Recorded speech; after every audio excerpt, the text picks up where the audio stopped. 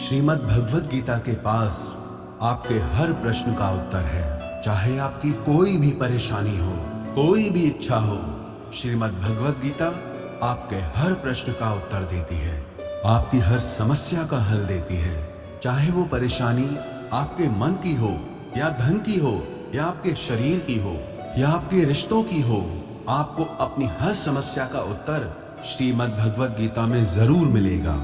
आज हम उसी श्रीमद् भगवद गीता के ऐसे 11 अनमोल उपदेश आपको बताएंगे जो आपकी पूरी जिंदगी बदल देंगे। बस आप इन बातों को वीडियो के अंत तक ध्यान से सुनिए। जो भी व्यक्ति इस वीडियो को अंत तक सुनेगा उसे अपनी जिंदगी, उसे अपनी हर परेशानी का हल अवश्य मिलेगा। उसे अपनी जिंदगी में जो कुछ भी चाहिए वो उसे जरूर मिलेगा। श्रीमद् भगवद गीता का सबसे पहला उपदेश यही है कि कोई अगर आपका अपना है या कोई आपसे बड़ा है तो उसका अपने प्रति गलत व्यवहार कभी भी सहन नहीं करना चाहिए। ये गीता का उपदेश हमारी जिंदगी से भी जुड़ा है। हम भी अपने मन की अधिकतर तकलीफों को ये सोचकर जिंदगी भर सहते रहते हैं कि ये तो मेरा अपना है, ये तो मेरा बड़ा है, इसको हम कैसे कुछ कह सकते हैं। हम अगर नहीं सहेंगे, कुछ कह देंगे तो हमारे रिश्ते ही खराब हो जाएंगे, हमारे रिश्ते ही समाप्त हो जाएंगे। पर सोचने की बात यह है कि उस व्यक्ति को आप अपना कैसे मान सकते हैं जो आपकी तकलीफों की वजह हो।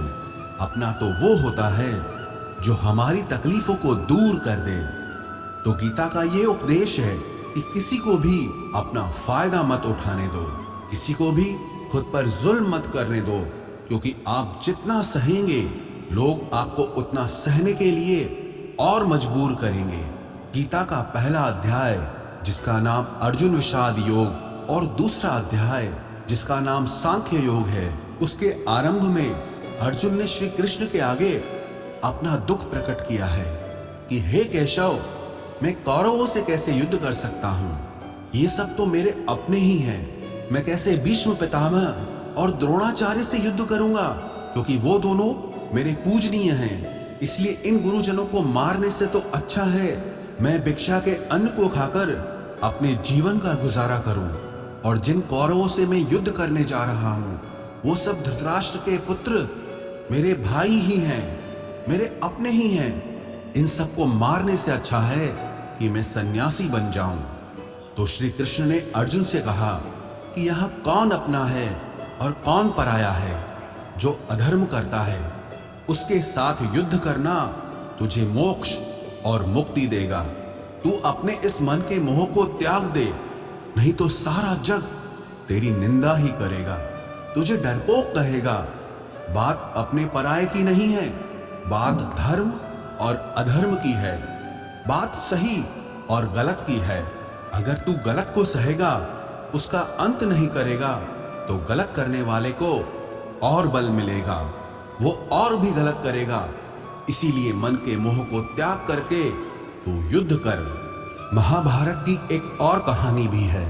जब अर्जुन के पुत्र अभिमन्यु की युद्ध में मृत्यु हो जाती है तब अर्जुन बहुत दुखी होता है, रोने लगता है। वो श्री कृष्ण से कहने लगा कि मेरा पुत्र अभिमन्यु मर गया है, मैं ये दुख बिल्कुल भी सहन नहीं कर सकता, मैं भी अपने आप को समाप्त कर लूंगा। फिर भगवान श्री कृष्ण उसे आत्माओं के लोक में लेके गए, जहां अभिमन्यु आनंद से बैठा हुआ था, क्योंकि उसने क्षत्रियोचित व्यवहार किया, इसलिए उसे उत्तम पद की प्राप्ति हुई। जब अर्जुन अभिमन्यु के पास रोते रोते पहुंचा, अपने पुत्र को देखकर अर्जुन बहुत प्रसन्न हुआ। उसे गले से लगाकर कहने लगा कि हे पुत्र, तेरे बिना तो मैं जी ही नहीं सकता, मैंने तो अपने जीवन की आशा का ही त्याग कर दिया है। तो अभिमन्यु कहने लगा कि आप कौन हैं? अर्जुन बोला, मैं तेरा पिता हूं, तू मेरा पुत्र है अभिमन्यु। तो अभिमन्यु कहने लगा कि कौन पिता कौन पुत्र, मेरे हजारों जन्म हुए हैं, किसी जन्म में आप मेरे पिता बनते हैं और किसी जन्म में मैं आपका पिता बनता हूं। आत्मा का न कोई माता होता है न कोई पिता होता है। जब अर्जुन ने देखा कि मेरा पुत्र मुझे पहचान भी नहीं रहा तो उसका सारा मोह खत्म हो गया। इसलिए गीता के इस उपदेश को ठीक से समझ लो कि यहाँ कोई अपना पराया नहीं है। जो बुरे वक्त में तकलीफ के वक्त में हमारा साथ दे, सिर्फ वही हमारा अपना है, बाकी सब पराए हैं।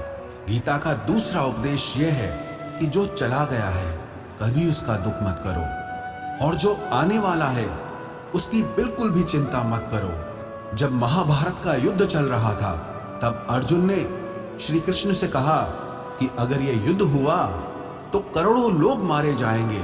जो सैनिक और योद्धा इस युद्ध में मारे जाएंगे उनकी स्त्रियों का क्या होगा, समाज कैसे आगे बढ़ेगा।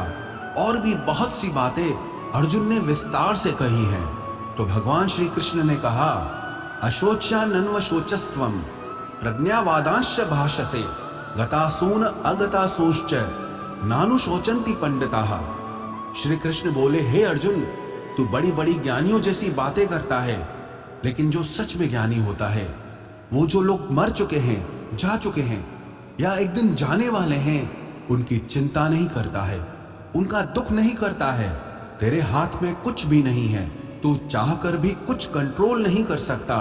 जीवन और मरण ये तो प्रकृति की नियति है। इसीलिए जो ज्ञानी होता है वो किसी के मरने पर भी रोता नहीं है। ज्ञानी जन ना ही बीते हुए कल का शोक करते हैं और ना ही आने वाले कल की चिंता करते हैं। इसीलिए जो होने वाला है वो होकर ही रहता है, और जो नहीं होने वाला है वो कभी नहीं होगा। ऐसा निश्चय जिसको समझ में आ जाता है, जिसकी बुद्धि में आ जाता है, उसे कभी कोई चिंता नहीं सताती, कोई दुख नहीं सताता। हमारे सारे दुखों का कारण ही यही है। या तो हम जो वक्त गुजर चुका है उसे सोच सोचकर परेशान होते रहते हैं, या भविष्य की चिंता कर करके खुद को बीमार कर देते हैं, नष्ट कर देते हैं। गीता का ज्ञान हमें यही सिखाता है कि ना तो हम बीता हुआ कल बदल सकते हैं और ना ही आने वाले कल पर कंट्रोल कर सकते हैं। हमारे हाथ में सिर्फ वर्तमान है, सिर्फ आज का ही पल है। हमारा 98% तनाव और चिंताएं भूतकाल और भविष्यकाल के बारे में सोचते रहने से होता है। हम हमेशा उसी में ही जीते रहते हैं, मगर वर्तमान में कभी नहीं जीते, इस पल को कभी नहीं जीते। जब आप वर्तमान का पूरा आनंद लेना सीख जाओगे, तभी आपकी जिंदगी से तनाव कम होगा, चिंताएं खत्म होगी। वर्तमान में जीना एक बहुत बड़ी उपलब्धि है। हमारे हाथ में भी सिर्फ आज का ही पल है। हमें जो भी करना है आज ही करना है। कभी भी ये सोचकर समय को नष्ट नहीं करना चाहिए कि अभी मेरे पास बहुत समय बचा है। एक गुरुजी ने अपने एक शिष्य को पारस का पत्थर दिया। उनका वो शिष्य बहुत आलसी था, हर काम को कल पे टाल देता था। तो गुरुजी ने उससे कहा कि मैं तुझे ये पारस पत्थर दे रहा हूं। इस पारस पत्थर से जब तू लोहे को स्पर्श कराएगा तो वो लोहा स्वर्ण बन जाएगा, सोना बन जाएगा। और ये पारस पत्थर मैं तुझे 1 महीने के लिए दे रहा हूं। जब 1 महीना समाप्त हो जाएगा तब मैं तुझसे ये पत्थर वापस ले लूंगा। तब तक तू इस पत्थर को अपने पास ही रख। गुरुजी का वो शिष्य बाजार में लोहा खरीदने के लिए गया। जब बाजार में वो लोहा खरीदने पहुंचा तो उसे लोहे का वो रेट बहुत महंगा लगा। उसने कहा थोड़े दिन रुक के ले लूंगा, जब लोहे का रेट कम हो जाएगा। पर उसकी बुद्धि में ये बिल्कुल नहीं आया कि इस लोहे को मैं सोना बनाकर बहुत अधिक धन बना सकता हूं। लेकिन उसके मन की सुस्ती, उसके मन का आलस्य, उसकी वजह से उसने उस काम को कल पे टाल दिया। ऐसे ही करते करते पूरा महीना समाप्त हो गया। फिर गुरुजी उस शिष्य के पास आ पहुंचे कि बताओ तुमने कितना सोना बनाया। शिष्य बोला कि मैंने तो अभी सोना बनाना शुरू भी नहीं किया। तो गुरुजी ने कहा मुझे मेरा वो पारस पत्थर वापस चाहिए। शिष्य बोला कि नहीं, मुझे थोड़ा वक्त दीजिए, मैं थोड़ा सोना बनाना चाहता हूँ। गुरुजी ने कहा कि ये पारस पत्थर पूरा 1 महीना तेरे पास था, पर तू कुछ नहीं कर पाया, लेकिन अब समय समाप्त हो चुका है। ऐसे ही ये हमारा जीवन है, हमारी जिंदगी है, और ये समय ही पारस पत्थर है। हम समय के एक एक पल से अपने जीवन को सोना बना सकते हैं, लेकिन हमें ये लगता है कि हमारे पास बहुत समय बचा है, एक दिन जिंदगी को जी लेंगे, एक दिन जिंदगी में खुश हो जाएंगे, लेकिन वो दिन कभी नहीं आता और हम जिंदगी भर भागते रहते हैं, चिंता करते रहते हैं, दुखी होते रहते हैं, लेकिन जिंदगी को जीना, खुश रहना हम भूल जाते हैं। इसलिए गीता का ज्ञान हमें यह सिखाता है कि आप आज में जीना सीखो, इस पल में जीना सीखो। गीता का तीसरा उपदेश यह है कि मौत से डरना बिल्कुल व्यर्थ है। श्री कृष्ण ने गीता में कहा है कि ये संसार मृत्यु लोक है। जिसका भी जन्म हुआ है वो एक दिन जरूर मर जाएगा। जिसका आरंभ हुआ है उसका अंत अवश्य होगा। हम इसे रोक नहीं सकते। जैसे हम रोज कपड़े बदलते हैं, वैसे ही हमारी आत्मा नया शरीर धारण करती है। मृत्यु सिर्फ इस जीवन का एक नया आरंभ है, इस जीवन का अंत नहीं है। आत्मा कभी नहीं मर सकती और ना ही उसे कोई मार सकता है, लेकिन मौत का डर मनुष्य को सबसे ज्यादा लगा रहता है। मौत का दुख भी इंसान को सबसे ज्यादा होता है। एक पेड़ में दो पक्षियों का जोड़ा रहता था। उन दोनों को एक दूसरे से बहुत प्रेम था। उन्होंने साथ जीने मरने की कस्में खाई थी। एक दिन वहां एक शिकारी आया और उसने एक तीर चलाकर वहां पेड़ पर बैठे मादा पक्षी को मार दिया। तो वो अकेला नर पक्षी रोने लगा कि मैं तुम्हारे बिना कैसे जी पाऊंगा। तुम्हारी जगह मेरी मृत्यु आ जाती, मेरा जीवन तुमको मिल जाता। वो रो रो के बहुत विलाप करने लगा। इतने में ही उस शिकारी ने दूसरा तीर चलाया और उस नर पक्षी को भी मार दिया। वास्तविकता में ये कहानी हमारी ही है। हम भी रोते रहते हैं जब कोई मरता है तो, लेकिन हमें ये नहीं पता कि एक न एक दिन हमारा भी जीवन समाप्त हो जाएगा। हम भी उसी मृत्यु के पेड़ पे ही बैठे हैं, लेकिन शरीर का मिटना हमारा अंत नहीं है। श्री कृष्ण ने अर्जुन से कहा कि हे अर्जुन, तेरे और मेरे अनंत जन्म हुए हैं। तुझे कुछ भी याद नहीं है, लेकिन मुझे सब याद है। जो व्यक्ति इस सत्य को समझ ले कि मैं यहां इस संसार में कुछ समय के लिए आया हूं, उसकी जिंदगी के सारे झगड़े, सारे दुख, सारी चिंताएं ही समाप्त हो जाएंगी। जब इस संसार से जाना ही है तो दुख किस बात का। पहले के जमाने में साधु महात्मा लोग पैदल यात्रा करते थे। यात्रा करते करते वो एक नगर में पहुंचे। वो महात्मा बहुत थक चुके थे। उस नगर में उन्होंने एक महल देखा और उन्होंने उस महल में जाकर विश्राम करने का सोचा और वो महल में जाकर सो गए। जब उस महल में वहां का राजा पहुंचा तो अपने पलंग पर उस महात्मा को सोता देखकर बहुत हैरान हो गया। राजा उस महात्मा से पूछने लगा कि तुम मेरे महल में कैसे घुस आए और मेरे बिस्तर पर सो रहे हो। महात्मा कहने लगा, ये तुम्हारा महल है? मुझे तो लगा ये धर्मशाला है। तो राजा ने कहा, आपको मेरा महल धर्मशाला कैसे लगा? तो महात्मा ने राजा से प्रश्न किया कि तुमसे पहले इस महल में कौन रहता था? तो वो राजा बोला कि मुझसे पहले मेरे पिता यहाँ पर रहते थे और उससे पहले मेरे दादाजी यहाँ पर रहते थे। तो महात्मा ने फिर प्रश्न किया कि क्या तुम इस महल में हमेशा रहोगे या तुम्हारे बाद कोई और रहेगा? तो राजा कहने लगा कि मेरे बाद मेरा पुत्र इस महल में रहेगा। तो महात्मा राजा से कहने लगे कि जिस जगह पर रहने वाले बार बार बदल जाते हो उसे घर कैसे कह सकते हो? वो तो धर्मशाला ही है। इसीलिए तेरे महल को धर्मशाला समझकर मैं इसमें रात बिताने के लिए आ गया। धर्मशाला जान जग को, जीव सब मेहमान है। मोह किससे मत करो, सब स्वप्न का सामान है। यदि हम भी इस बात को समझ लें कि हम यहाँ कुछ समय के लिए आए हैं, आनंद करने के लिए आए हैं, खुश रहने के लिए आए हैं, तो हमारे सारे दुख ही समाप्त हो जाएं। जब हम अपना मोह यहाँ जमा लेते हैं, अपना दावा यहाँ जमा लेते हैं कि ये मेरा है, इसे मैं छोड़ नहीं सकता, इसके बिना मैं जी नहीं सकता, तो हमारा जीवन दुखों से भर जाता है। इसलिए जीवन में मृत्यु का भय त्याग करके जीवन का प्रतिपल आनंद लेना चाहिए। गीता का चौथा उपदेश, मन और विचारों को कंट्रोल किए बिना जीवन में कभी शांति और सुकून मिलने वाला ही नहीं है। अर्जुन ने श्री कृष्ण से कहा कि मेरा मन सही गलत सब कुछ जानता है, फिर भी मेरे विचार और मेरा मन मुझसे कंट्रोल नहीं होता। मैं जो करना चाहता हूं वो कर नहीं पाता हूं।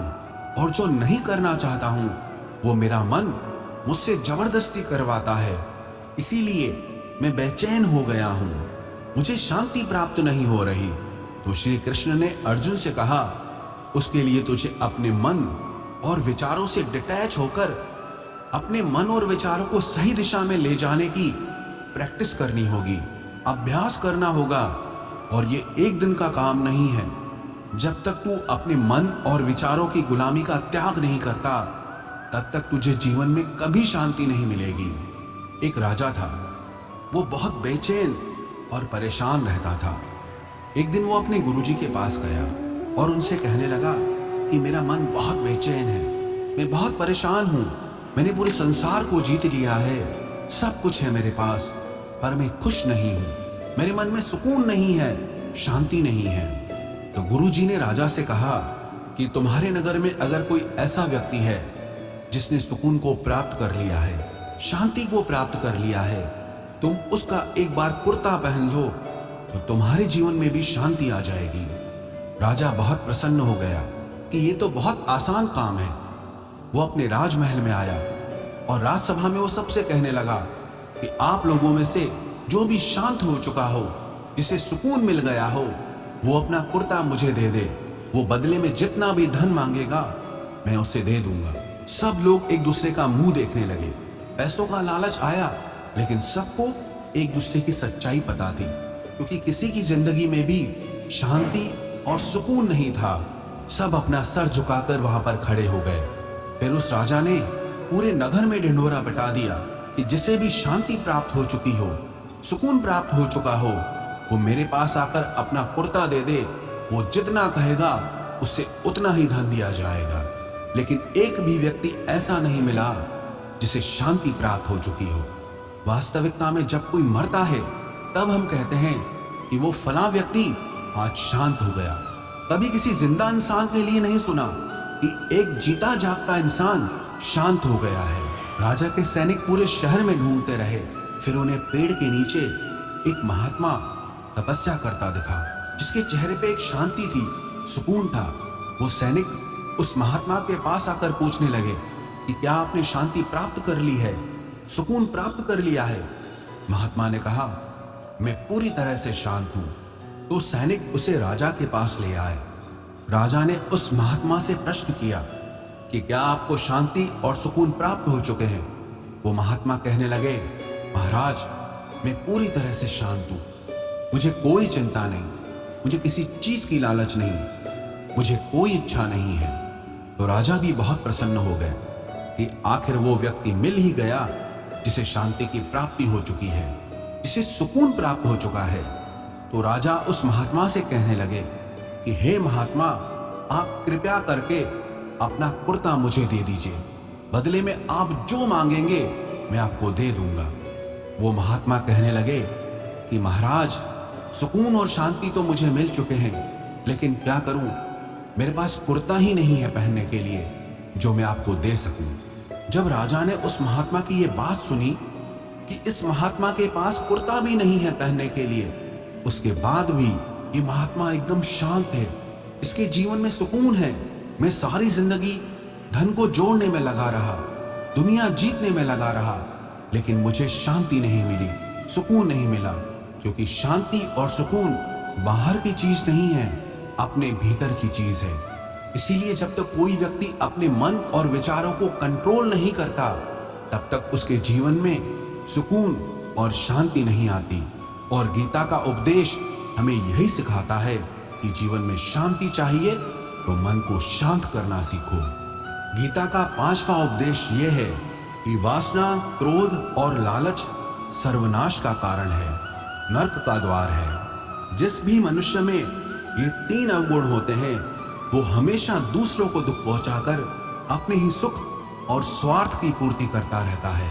किसी भी चीज की हद से ज्यादा वासना करना और क्रोधी स्वभाव होना और मन में लालच होना उसके जीवन के सुख को समाप्त कर देते हैं, उसके सारे रिश्तों में जहर भर देते हैं। इन्हें नरक का द्वार इसीलिए कहा गया है क्योंकि जिस इंसान में अत्यधिक क्रोध है, लालच है, वासना है, उसका पूरा जीवन जहर से भर जाता है।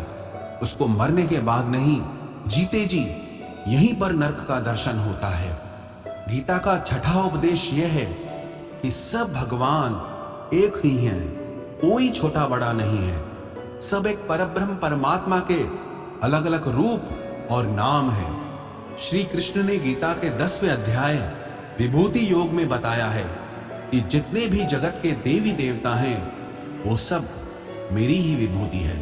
मैं ही शिव हूं, मैं ही इंद्र हूं, मैं ही यक्षराज कुबेर भी हूं, मैं ही अग्निदेव हूं, देवताओं के गुरु बृहस्पति भी मैं हूं, समुद्र भी मैं ही हूं, अक्षरों में ओम भी मैं ही हूं, काल का महाकाल भी मैं ही हूं, सारे जगत का नाश, उत्पत्ति और पालन करने वाला भी मैं ही हूं। श्री कृष्ण ने अर्जुन से कहा कि मेरी विभूतियों का कोई अंत नहीं है, इसलिए सब भगवान, सब नाम, सब देवता मेरे ही रूप हैं। इसीलिए तो किसी भी देव या ईश्वर में कभी भेद बुद्धि मत करना, कभी किसी को छोटा बड़ा मत समझना।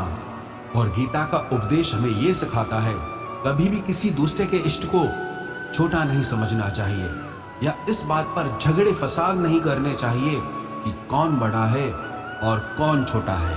गीता का 7वां उपदेश यह है, सुख की इच्छा ही आखिर में हमारे दुखों का कारण बनती है।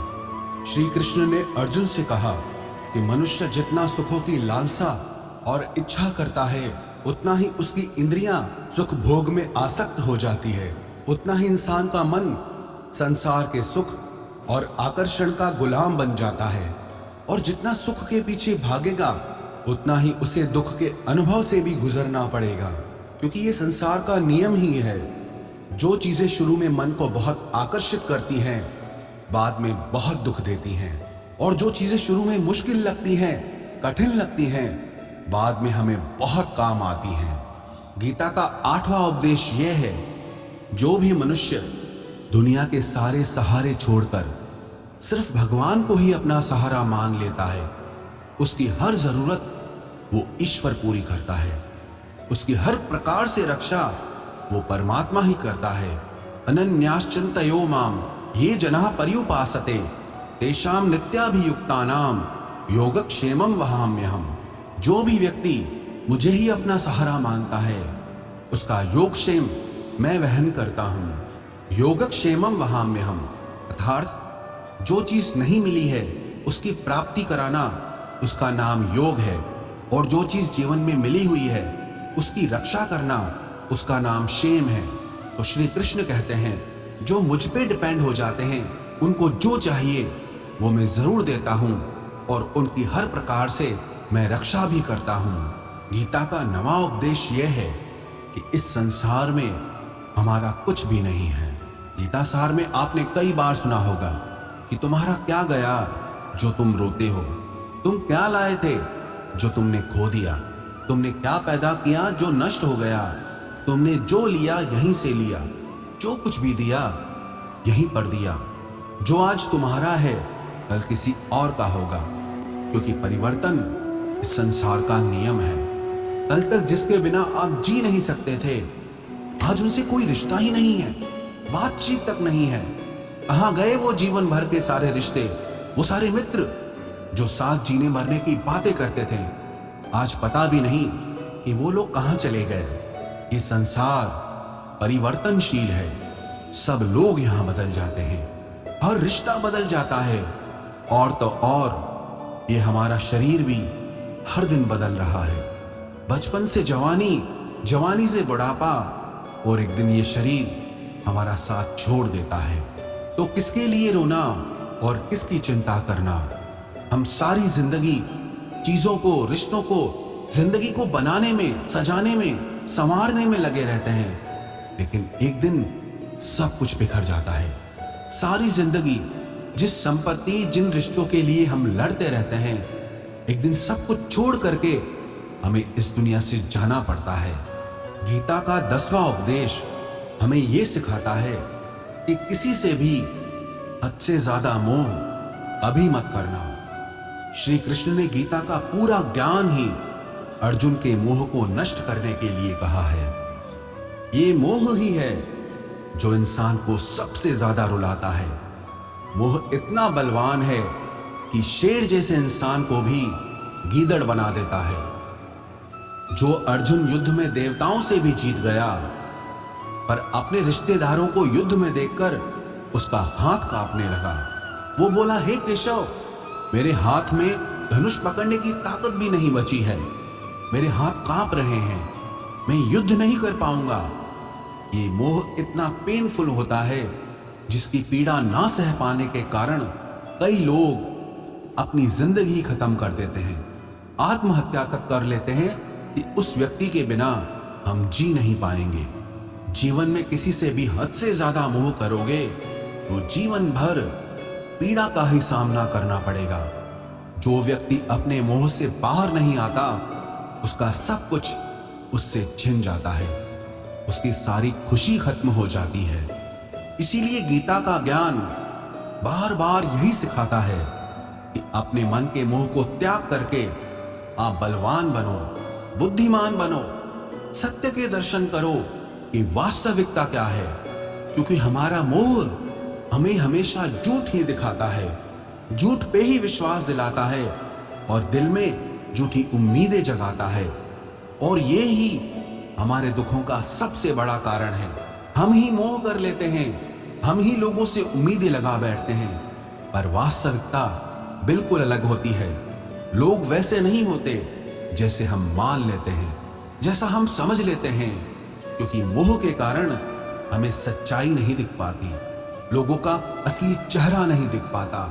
इसीलिए गीता का उपदेश हमें यह सिखाता है कि जीवन में अगर आनंद और प्रसन्नता से रहना है तो किसी में भी हद से ज्यादा मोह कभी मत करना। गीता का 11वां उपदेश ये है कि इस दुनिया में अगर आए हो तो दुख तो मिलेगा ही मिलेगा। दुख से कभी घबराना मत, दुख से कभी डरना मत। श्री कृष्ण ने गीता में कहा है कि ये संसार दुखालयम अशाश्वतम है, अर्थात ये संसार दुखों का घर है। जैसे औषधालय में औषधि मिलती है, पुस्तकालय में पुस्तकें मिलती है, चिकित्सालय में चिकित्सा होती है, वैसे इस संसार को भी श्री कृष्ण ने एक नाम दिया है, दुखालय, जहां पर दुख मिलता हो। दुख तो यहां हर किसी के जीवन में आता ही है, लेकिन अगर दुख आया है तो सुख भी आएगा। इसीलिए दुख से कभी डरना नहीं चाहिए, क्योंकि ये संसार दुखालय भी है और अशाश्वत भी है। अशाश्वत का मतलब ही यही होता है कि यहाँ परमानेंट कुछ भी नहीं है, यहाँ सब कुछ बदल जाता है। दुख सुख में बदल जाता है और सुख दुख में बदल जाता है। सम्मान अपमान में और अपमान सम्मान में बदल जाता है। खुशी दर्द में और दर्द खुशी में कभी भी बदल जाती है। जीत हार में और हार जीत में जहाँ कभी भी कुछ भी बदल सकता है। कुछ भी परमानेंट नहीं है, ना ही हम परमानेंट हैं, ना ही हमसे जुड़ी कोई चीज यहाँ पर परमानेंट है, क्योंकि ये संसार अशाश्वत है, शाश्वत नहीं है। यहाँ सब कुछ बदलने वाला है, यहाँ कुछ भी परमानेंट नहीं रहेगा। तो आपका दुख भी परमानेंट नहीं रहेगा, इसीलिए दुख से कभी भी डरना नहीं चाहिए। गीता का ये उपदेश हजारों साल पुराना है, लेकिन आज भी नए से नया है। पूरे विश्व में गीता को सबसे ज्यादा पढ़ा गया है और सबसे कम समझा गया है। श्रीमद् भगवद गीता के ये उपदेश अगर कोई व्यक्ति ठीक से समझ ले और उसे अपनी जिंदगी में उतार ले तो ये पक्की बात है, वो अपनी जिंदगी में जो चाहे वो हासिल कर सकता है। अपने जीवन की हर समस्या से वो एक पल में बाहर आ सकता है। श्रीमद् भगवद गीता के इस दिव्य उपदेश को हमें बार बार सुनना चाहिए, हर रोज सुनना चाहिए। जब भी जीवन में कोई चिंता या परेशानी आए तो एक बार इस उपदेश को जरूर सुन लेना और मन में ये विश्वास रखना कि गीता का ये उपदेश आपकी जिंदगी की हर परेशानी में आपको राह अवश्य दिखाएगा।